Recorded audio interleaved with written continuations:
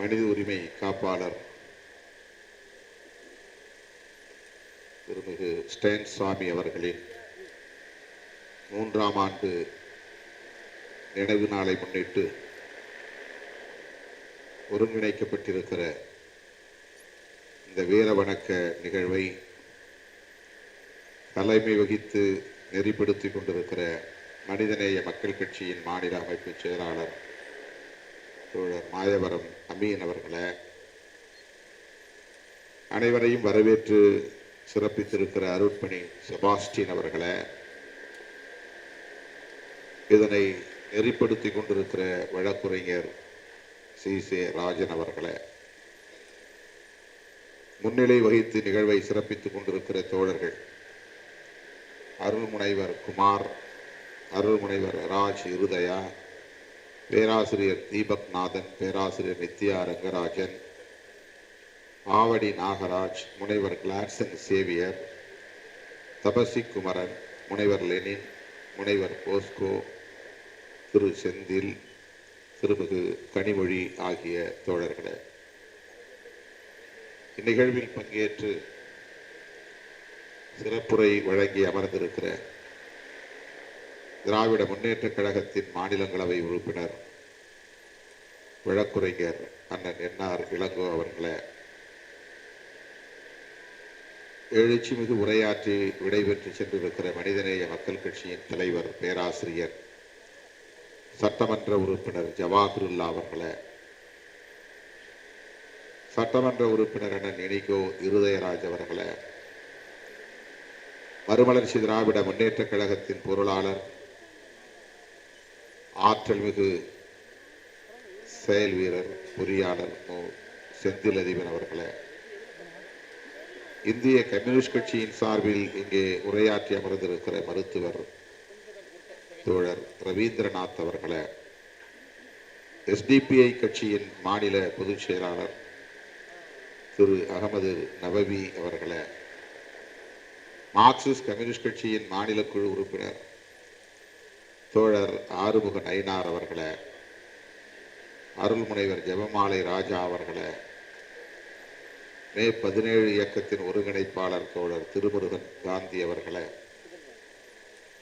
தமிழ் தேச மக்கள் முன்னணியின் தலைவர் தோழர் மீதா பாண்டியன் அவர்களே, காவல் சித்திரவதைக்கு எதிரான கூட்டு இயக்கத்தின் தலைவர் திரு தியாகு அவர்களே, முனைவர் குழந்தை அவர்களே, திருமிகு ஷீலு பிரான்சிஸ் அவர்களே, மனித உரிமை காப்பாளர் கூட்டமைப்பின் தேசிய செயலாளர் மதிப்பிற்குரிய அண்ணன் வழக்குரைஞர் ஹென்றி டிஃபேன் அவர்களே, நிறைவாக நம்மிடையே நன்றியுரையாற்றவிருக்கிற தம்பி ஆசிர் அவர்களே, மற்றும் இந்த நிகழ்வில் பங்கேற்று இதனை சிறப்பித்துக் கொண்டிருக்கிற ஸ்டேன் சுவாமி அவர்களுக்கு வீர வணக்கம் செலுத்திக் கொண்டிருக்கிற மனித உரிமை ஆர்வலர்களே, உங்கள் அனைவருக்கும் என்னுடைய பணிவார்ந்த வணக்கத்தை தெரிவித்துக் கொள்கிறேன்.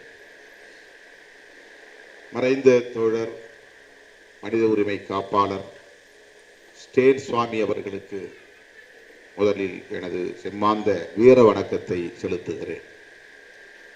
அவருடைய நினைவை போற்றும் இந்த நிகழ்வில் 3 முக்கியமான கோரிக்கைகள் இங்கே முதன்மைப்படுத்தப்பட்டிருக்கின்றன. ஊபா என்கிற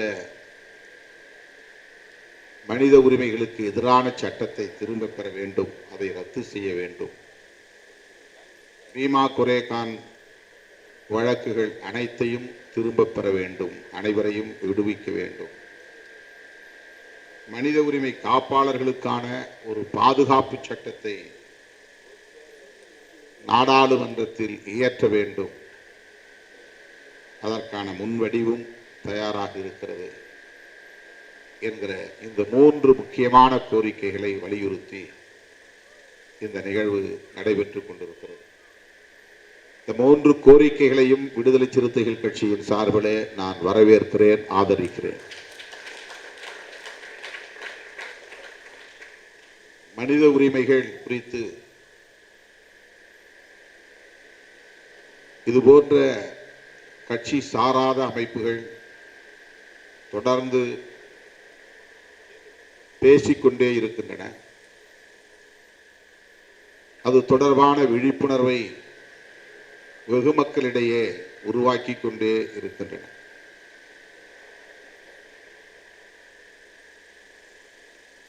மனித உரிமைகள் குறித்து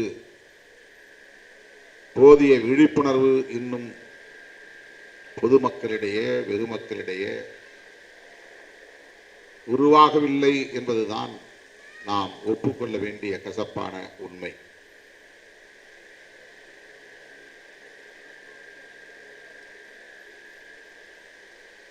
அரசு சட்டத்தை நடைமுறைப்படுத்த பல்வேறு நிறுவனங்களை கொண்டிருக்கிறது. சட்டத்தை நடைமுறைப்படுத்துவதற்கான அமைப்புகள் ஏராளம் உள்ளன. அதிலே முதன்மையானவை காவல்துறையும் நீதித்துறையும் வருவாய்த்துறையும்.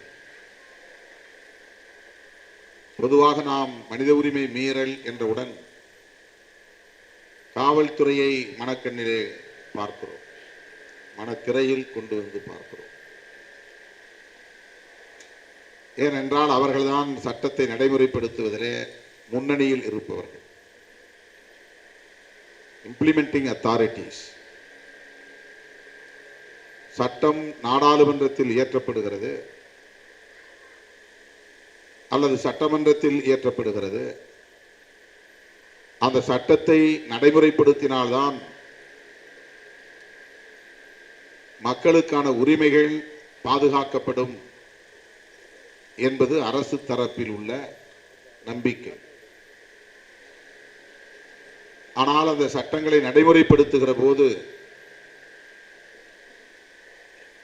அந்த சட்டங்களை வெற்றிகரமாக நடைமுறைப்படுத்த வேண்டும் என்கிற போது அவர்கள் அதை நடைமுறைப்படுத்துவதற்காக கையாளுகிற முறை சட்ட விரோதங்களாக இருக்கிறது. சட்டவிரோத அணுகுமுறைகளை கையாண்டு சட்டத்தை நடைமுறைப்படுத்துகிறார்கள். அப்போது நிகழ்வதுதான் மனித உரிமை மீறல். இது ரொம்ப முக்கியமான ஒரு பகுதி, நுட்பமான ஒரு பகுதி. சட்டத்தை நடைமுறைப்படுத்துவதற்காக சட்டத்தை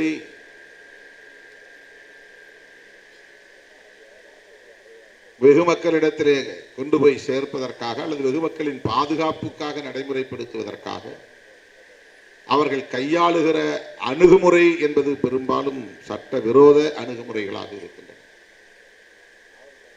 அப்படிப்பட்ட சட்டவிரோத அணுகுமுறைகளை அவர்கள் அதிகார வர்க்கத்தை சார்ந்தவர்கள், ஆட்சியாளர்கள் தீவிரப்படுத்துகிற போது ஸ்டேன் சுவாமி போன்றவர்கள்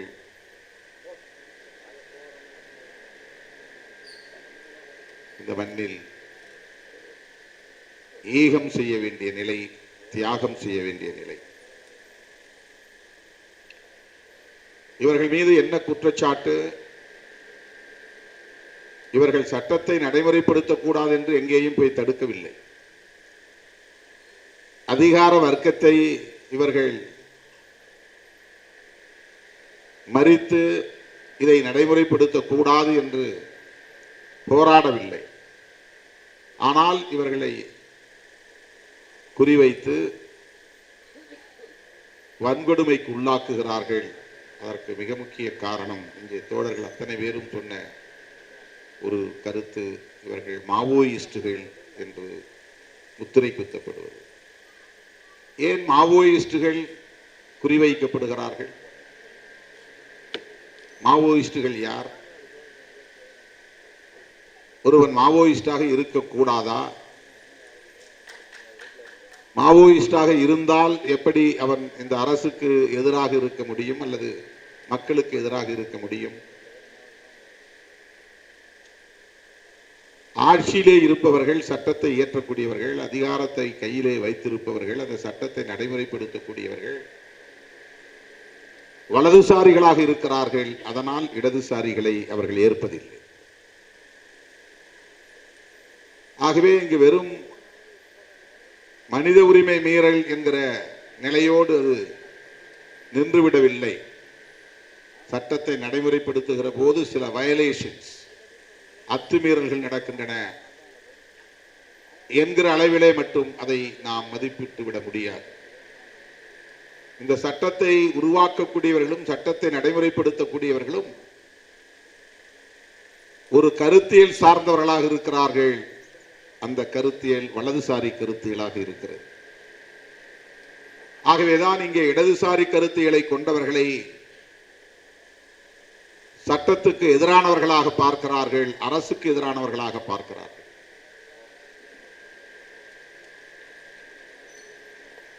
மாவோயிஸ்டுகளை அப்படித்தான் அவர்கள் பார்க்கிறார்கள். வலதுசாரிகளின் பார்வையில் சமூக நீதி என்பதே இடதுசாரி அரசியல் தான். வலதுசாரிகளின் பார்வையில் தலித் விடுதலை என்பதே இடதுசாரி அரசியல் தான்.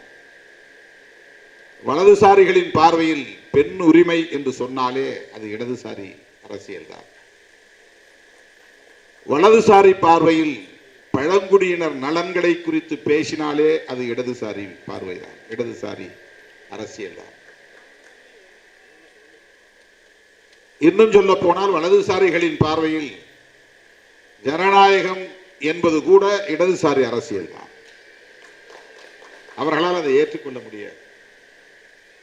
ஆனால் அதை அவர்கள் ஒரு ஒப்புக்காக வேடம் தரித்து ஜனநாயகத்தை நாங்களும் மதிக்கிறோம் என்று அந்த வாய்ப்பை பயன்படுத்தி தேர்தல் களத்தில் இறங்கி அதிகாரத்தை கைப்பற்றி கொண்டு அவர்களின் அரசியலை நிலைநாட்ட பார்க்கிறார்கள்.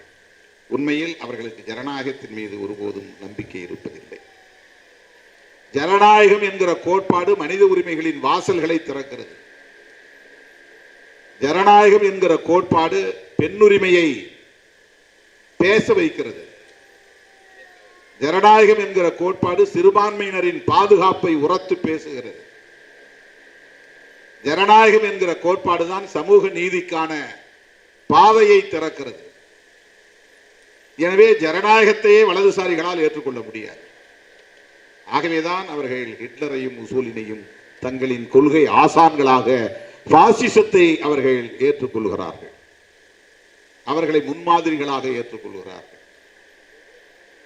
அவர்களின் வழிகளை பின்பற்ற துடிக்கிறார்கள். அவர்களுக்கு பாசிசத்தின் மீது இருக்கிற பிடிப்பை, பற்றுதலை வெளிப்படுத்தாமல் ஜனநாயக முகமூடியை அணிந்து கொண்டே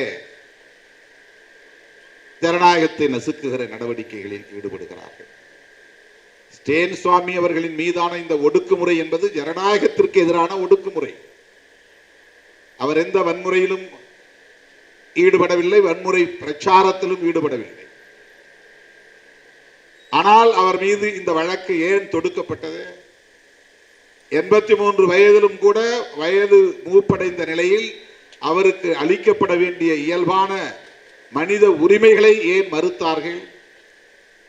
ஒரு ஸ்ட்ரா தரவில்லை என்பது எவ்வளவு பெரிய கொடுமை! மனித உரிமை மீறல். ஆகவே ஜனநாயகத்தின் மீது நம்பிக்கை உள்ள அனைவரையுமே அவர்கள் இடதுசாரிகளாக பார்க்கிறார்கள். இடதுசாரிகளாக இருக்கிற அனைவரையுமே அவர்கள் அழிக்க துடிக்கிறார்கள்.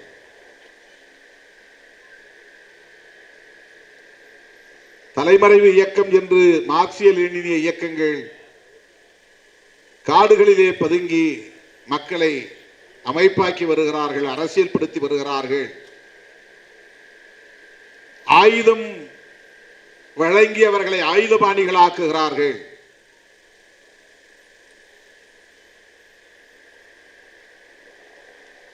அரசு அல்லது அதிகார வர்க்கம் இதை ஏற்காது, நசுக்கும்.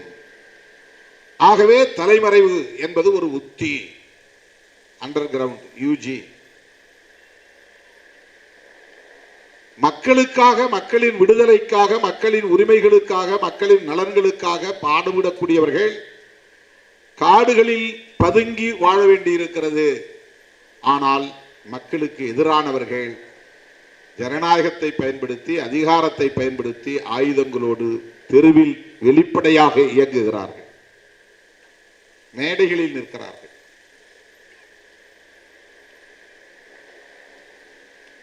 RSS காரனுக்கும் அனிகிலேஷன் என்கிற கருத்திலே உடன்பாடு உண்டு. அதை நடைமுறைப்படுத்துகிறார். அழித்தொழிப்பு நடவடிக்கை. மார்க்சிய லெனினிய இயக்கங்களும் மக்கள் விரோதிகளை அழித்தொழிக்க வேண்டும் என்கிற கருத்தை கொண்டிருக்கிறார். அனிகிலேஷன் என்பது ஒரு அஜெண்டாவாக இருக்கிறது. உழைக்கிற மக்களின் எதிரிகள், அவர்களின் உழைப்பை சுரண்டக்கூடியவர்கள், அவர்களின் கல்வியை மறுக்கிறவர்கள், பெண்களை போகப் பொருளாக பயன்படுத்தக்கூடியவர்கள், இவர்கள் அனைவரையும் அழித்தொழிக்க வேண்டும். அது தவறல்ல, புரட்சியின் ஒரு அங்கம் என்று மார்க்சிய லெனினிய மாவோயிஸ்டுகளுக்கு ஒரு கருத்து உள்ளது, நம்பிக்கை உள்ளது. அதே அனிகிலேஷன் RSS இயக்கத்தை சார்ந்தவர்களுக்கு இருக்கிறது. கௌரி லங்கேஷ், பேராசிரியர் கல்புர்கி, பன்சாரே, கோவிந்த் பன்சாரே, இவர்களெல்லாம் யாரால் படுகொலை செய்யப்பட்டார்கள்? இதன் பெயர் என்ன? இதுதான் அனிகிலேஷன். இதுதான் ML இயக்கத்திலும் இருக்கிறது. அவர்கள் மக்கள் விரோதிகளை அழித்தொழிக்க வேண்டும் என்கிற கருத்தில் உடன்படுகிறவர்கள். இவர்கள் வலதுசாரி அரசியலுக்கு எதிராக இருப்பவர்களை அழித்தொழிக்க வேண்டும் என்பதுதான் இவர்களின் கருத்து. பேராசிரியர் கல்புர்கி அவர்களோ, கௌரி லங்கேஷ் அவர்களோ, நரேந்திர தபோல்கர் அவர்களோ, கோவிந்த் பன்சாரே அவர்களோ எந்த ஒரு மாவோயிஸ்ட் இயக்கத்திலும் இணைந்து செயல்படவில்லை. மறைமுகமாகவோ தலைமறைவாகவோ செயல்படவில்லை. அவர்களின் சிந்தனை ஜனநாயகத்தின் அடிப்படையை கொண்டிருந்தது. அதுதான் அவர்கள் வலதுசாரி அரசியலை வெளிப்படையாக எதிர்க்கிறார்கள், மதவாதத்தை எதிர்க்கிறார்கள், சாதியவாதத்தை எதிர்க்கிறார்கள், ஆணாதிக்கத்தை எதிர்க்கிறார்கள், உழைப்பு சுரண்டலை எதிர்க்கிறார்கள். இந்த ஆட்சியாளர்கள் கொண்டு வருகிற சட்டங்கள் மக்களுக்கு விரோதமானவையாக இருக்கின்றன, ஜனநாயக உரிமைகளை நசுக்குகின்றன என்பதனால் அவற்றை அம்பலப்படுத்துகிறார்கள். இந்த சிந்தனை தான் அவர்களுக்கு அச்சுறுத்தலை தருகிறது. இவர்கள் எந்த இயக்கத்திலும் தங்களை இணைத்துக் கொள்ளவில்லை. ஸ்டேன் சுவாமி அவர்கள் கூட மனித உரிமை செயற்பாட்டாளர் தான், மாவோயிஸ்ட் இயக்கத்தை சார்ந்த உறுப்பினர் அல்ல.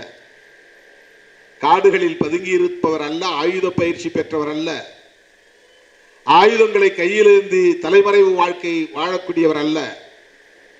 அவர் வெளிப்படையாக மக்களோடு நிற்பவர், பழங்குடியின மக்களின் உரிமைகளுக்காக போராடக்கூடியவர், மனித உரிமை செயற்பாட்டாளர். ஆனாலும் அவரை குறிவைக்கிறார்கள், அவர் மீது வழக்கை பதிவு செய்கிறார்கள், அவரை கொண்டு போய் சிறைப்படுத்துகிறார்கள். அதுவும் பிணையிலே வர முடியாத அளவுக்கான ஊபா போன்ற சட்டங்களை, அன்லாஃபுல் ஆக்டிவிட்டிஸ் பிரிவென்ஷன் ஆக்ட், கொடா சட்டத்தின் இன்னொரு வடிவம். அவ்வளவு கடுமையான ஒரு சட்டத்தை பயன்படுத்தி 83 வயது நிறைந்த ஒரு முதியவர் மீது ஏவ முடிகிறது, அவரை சிறைப்படுத்த முடிகிறது என்றால் அந்த உளவியல் என்ன உளவியல்? அதுதான் வலதுசாரி உளவியல், இடதுசாரி அரசியலுக்கு எதிரான உளவியல். ஆகவே இந்த மனித உரிமை மீறல்களில் வெறும் சட்டத்தை நடைமுறைப்படுத்துகிற செயற்பாட்டினால் நிகழ்கிற அத்துமீறல்கள் அல்ல, இது ஒரு கருத்தியல் சார்ந்த வடிவம். அதனால்தான் வயதில் மூப்படைந்தவராக இருந்தாலும் கூட ஈவிரக்கமின்றி அவர்கள் மிக மோசமான முறையிலே, இழிவான முறையிலே, கொடூரமான முறையிலே, குரூரமான முறையிலே நடத்தி இருக்கிறார்கள். ஒவ்வொரு தனி மனிதனுக்கும் ஒரு டிக்னிட்டி இருக்கிறது, செல்ஃப் ரெஸ்பெக்ட் இருக்கிறது. இதெல்லாம் ஹியூமன் ரைட்ஸ். பிரைவேசி இருக்கிறது, இது ஹியூமன் ரைட்ஸ். ஃப்ரீடம், கருத்து சொல்வதற்கு, செயல்படுவதற்கு, ஒன்று கூடுவதற்கு, இயக்கம் உருவாக்குவதற்கு, அமைப்பை உருவாக்குவதற்கு, மக்களை சந்திப்பதற்கு, மக்களிடையே அரசியல் பேசுவதற்கு சுதந்திரம் இருக்கிறது. இது ஹியூமன் ரைட்ஸ். இதையெல்லாம் தடுக்கிற சட்டங்கள் ஒரு கருத்தை பின்புலமாக கொண்டிருக்கிறது என்பதுதான் முக்கியமானது. இது ஏதோ ஒரு குறிப்பிட்ட கட்சி, ஒரு குறிப்பிட்ட அதிகாரி, இந்த அதிகாரியை மாற்றிவிட்டால் இது சரியாகிவிடும் என்று அல்ல. இந்த அதிகாரி தான் அதிகம் மனித உரிமை மீறலை செய்கிறார் என்று அவர்களை மட்டுமே நாம் விமர்சித்து அவர்களை அப்புறப்படுத்துவது மட்டுமே இதற்கு தீர்வு இல்லை. இங்கே வலதுசாரி உளவியல் வலுவாக கட்டமைக்கப்பட்டிருக்கிறது. அந்த உளவியலை தகர்ப்பதுதான் இதற்கு தீர்வு. அந்த உளவியலை புரிந்து கொள்வதுதான் இதற்கான வழிமுறை. அவர்கள் எப்படிப்பட்டவர்களாக இருக்கிறார்கள் என்பதுதான் இங்கே முக்கியமானது. அதை புரிந்து கொண்டால்தான் அவர்கள் அஜெண்டாவை புரிந்து கொள்ள முடியும், அவர்களின் செயல் திட்டத்தை புரிந்து கொள்ள முடியும். அதன் அடிப்படையில் தான் நாம் மக்களை அரசியல்படுத்த வேண்டிய தேவை இருக்கிறது. இங்கே இடதுசாரி அரசியல் என்பது அல்லது மாவோயிஸ்ட் அரசியல் என்பது மக்களுக்கு எதிரானது அல்ல. இதை நாம் உரத்து பேச வேண்டும். மாவோயிஸ்டுகளை அந்நியப்படுத்துவதற்கு அவர்கள் முயற்சிக்கிறார்கள். மாவோயிஸ்டுகள் நம்மவர்கள் என்று நாம் உரத்து பேச வேண்டும். அவர்கள் மக்களுக்கு எதிரானவர்கள் இல்லை என்பதை நாம் பேச வேண்டும். அவர்கள் தலைமறைவாக இருக்கலாம் அல்லது சட்டத்துக்கு விரோதமான நடவடிக்கைகளில் ஈடுபடலாம். ஆனால் அவர்களின் இன்டென்ஷன் என்பது, அவர்களின் நோக்கம் என்பது, அவர்களின் செயல் திட்டம் என்பது, அவர்களின் இலக்கு என்பது உழைக்கும் மக்களின் நலன்கள், உழைக்கும் மக்களின் விடுதலை என்பதுதான். இந்த மாவோயிஸ்ட் மக்களுக்கு எதிராக செயல்பட்டு இருக்கிறார். இந்த மாவோயிஸ்டை இவன் மக்கள் விரோதி அல்லது தேச விரோதி அல்லது சட்ட விரோதி என்று அந்நியப்படுத்துவதை நாம் வேடிக்கை பார்க்கிற வரையில் வலதுசாரி அரசியலை நம்மால் ஒருபோதும் தகர்க்க முடியாது. அந்த உளவியலை நம்மால் புரிந்து கொள்ள முடியாது.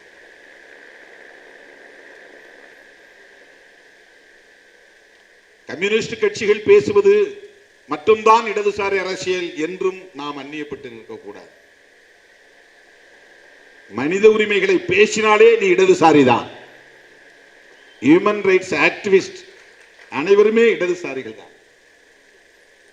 அதனால் தானே ஸ்டான் சுவாமி அவர்கள் மீது இந்த ஒடுக்குமுறை. அவர் மனித உரிமைகளை பேசியதால் தானே. அவர் வேற எந்த கம்யூனிஸ்ட் கட்சியிலும் உறுப்பினர் இல்லை. மனித உரிமைகளே அவர்களின் பார்வையில், வலதுசாரிகளின் பார்வையில் இடதுசாரி அரசியலாக இருக்கிறது. அதுதான் முக்கியம். அருமை தோழர்களே, தலித் அரசியல் என்பதும் இடதுசாரி அரசியல் தான், சாதி அரசியல் அல்ல. அறியாமையில் உழலக்கூடிய அற்பர்கள் அதையும் சாதி அரசியல் என்று பேசுகிறார்கள். தலித் அரசியல் என்பது இடதுசாரி அரசியல்.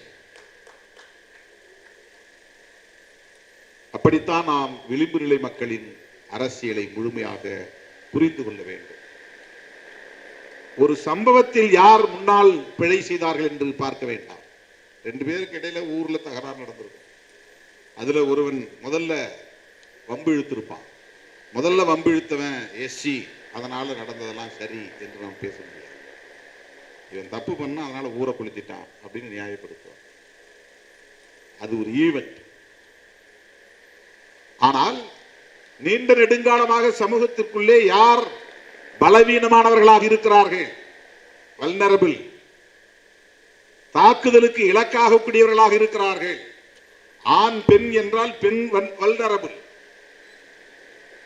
எளிதாக பெண் குறிவைக்கப்படுவாள், தாக்கப்படுவாள், வன்கொடுமைக்கு உள்ளாக்கப்படுவாள், இழிவுபடுத்தப்படுவாள். இது பொதுவான நிலை உலகம் முழுவதும், இந்தியாவில் மட்டுமல்ல. women are vulnerable sections. ஆகவே இந்த இடத்தில் பெண் தப்பு செய்தானா ஆண் தப்பு செய்தானா என்று ஆய்வதில்லை. பெண் பாதிக்கப்பட்டால், பெண் சம்பந்தப்பட்ட பிரச்சனையாக இருந்தால் முதலில் பெண் பக்கம் நின்று பிரச்சனையை பார்க்க வேண்டும். Victim side, vulnerable section side. யார் இலகுவாக எளிதாக பாதிக்கப்படுவார்கள் இந்த சமூக நிறுவனத்தில், இந்த சமூக கட்டமைப்பில், இந்த அரசியல் கட்டமைப்பில் எளிதாக யார் பாதிக்கப்படுவார்கள்? அப்படி எளிதாக பாதிக்கப்படுகிறவர்கள் தான் வல்னரபிள். அவர்களுக்கான உரிமை, அவர்களுக்கான நீதி என்கிற பார்வையில் அணுகுவது என்பதுதான் இடதுசாரி அணுகுமுறை. அதுதான் இடதுசாரி பார்வை. அதுதான் இடதுசாரி பார்வை. எப்போதுமே விக்டிம் சைடு நிற்க வேண்டும். இல்ல சாதி, மதம், மொழி, தேசம் என்கிற எல்லா எல்லைகளையும் கடந்த பார்வை. ஹியூமன் ரைட்ஸ் என்பது இந்த வரம்புகளை கடந்தது. அதனால்தான் இது பேர் ஹியூமன் ரைட்ஸ். கல்ச்சுரல் ரைட்ஸ்னா அது எல்லா உலகம் முழுக்க பொருந்தாது. இந்து கல்ச்சரல் ரைட் வேற, கிறிஸ்டியனுக்கான கல்ச்சுரல் ரைட்ஸ்ங்கிறது வேற, முஸ்லீம்கான கல்ச்சுரல் கலாச்சார உரிமை என்பது வேற. அது செக்டேரியன். ஹியூமன் ரைட்ஸ் என்பது முஸ்லிம்களுக்கும் சரி, கிறிஸ்தவர்களுக்கும் சரி, சமணர்களுக்கும் சரி, இந்துக்களுக்கும் சரி, உலகம் முழுவதும் மதங்களை கடந்து அனைவருக்கும் பொதுவானது. அதனால்தான் அது ஹியூமன் ரைட்ஸ். விலங்குகளில் இருந்து பிரித்து பார்ப்பதற்காக சொல்லப்பட்டதல்ல மனித உரிமை என்பது. பிற உரிமைகளில் இருந்து பிரித்து சொல்வதற்கு உலகம் முழுவதும் அனைவருக்கும் பொதுவான உரிமை, அடிப்படையான உரிமை, சுதந்திரத்தை அடிப்படையாக கொண்ட உரிமை, அதுதான் ஹியூமன் ரைட்ஸ். அது சில நேரங்களில் சாதிய நிறுவனங்களாலும் நசுக்கப்படும், மத நிறுவனங்களாலும் நசுக்கப்படும். இந்த சாதிக்காரன் இந்த இடத்துல குளிக்க கூடாதுன்னு சொன்னா கூட அது மனித உரிமை மீறல் தான். இந்த சாதிக்காரன் இந்த இடத்துல கொடியேற்றக்கூடாது என்று தடுத்தால் அது மனித உரிமை மீறல் தான். இந்த சாதிக்காரன் இங்கே செருப்பு போட்டு போகக்கூடாது என்றால் அது மனித உரிமை மீறல் தான். போலீஸ் ஸ்டேஷன்ல நடக்கிறது மட்டும்தான், அந்த டார்ச்சர் மட்டும்தான் மனித உரிமை மீறல் அல்ல. காவல்துறை போடுகிற பொய் வழக்கு மட்டும்தான் மனித உரிமை மீறல் அல்ல. சைக்கிளில் போகக்கூடாது, செருப்பு அணியக்கூடாது, நல்ல துணி கட்டக்கூடாது, நகை நட்டு அணியக்கூடாது என்று ஒருவனை இன்னொருவன் தடுத்தால், சாதியின் பெயரால், மதத்தின் பெயரால் தடுத்தால், ஒடுக்கினால், அதுவும் வயலேஷன் ஆஃப் ஹியூமன் ரைட்ஸ். சமூக நிறுவனங்களாலும் மனித உரிமைகள் மீறப்படும், அரசு நிறுவனங்களாலும் மனித உரிமைகள் மீறப்படும், சட்ட அமைப்புகளாலும் மனித உரிமைகள் மீறப்படும். இத்தகைய மனித உரிமை மீறல்களை நாம் எதிர்கொள்வதற்கு நமக்கு ஒரு பார்வை தேவை. அதுதான் தோழர்களே இடதுசாரி பார்வை, அதுதான் ஜனநாயக பார்வை, அதுதான் சமூக நீதி பார்வை. அத்தகைய ஜனநாயக சமூக நீதி பார்வையை கொண்ட ஸ்டேன் சுவாமி அவர்கள் இன்றைக்கு நம்மிடையே இல்லை. ஆனாலும் அவர் நம்மை வழிநடத்துகிறார். அவருடைய பங்களிப்பு, அவருடைய தியாகம் நம்மை வழிநடத்துகிறது என்கிற அந்த நன்றி பெருக்கோடு அவருக்கு வீர வணக்கம் செலுத்தி இந்த வாய்ப்புக்கு நன்றி கூறி முடிக்கிறேன். நன்றி, வணக்கம்.